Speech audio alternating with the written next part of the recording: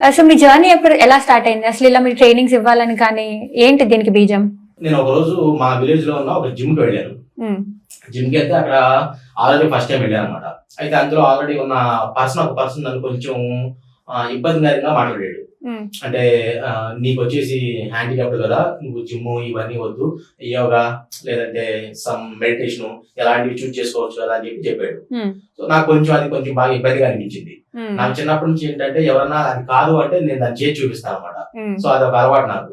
So ఇంకేం చేశానంటే అదే జిమ్ లో జాయిన్ అయ్యి దాదాపు 1.5 year అదే జిమ్ లో మార్నింగ్ ఈవినింగ్ ప్రాక్టీస్ చేసి 2004 లో గుంటూరులో బాడీ బిల్డింగ్ ఛాంపియన్షిప్ జరిగింది స్టేట్ లెవెల్. అందులో పార్టిసిపేట్ చేశాను. పార్టిసిపేట్ చేసి సిల్వర్ మెడల్ సాధించాను.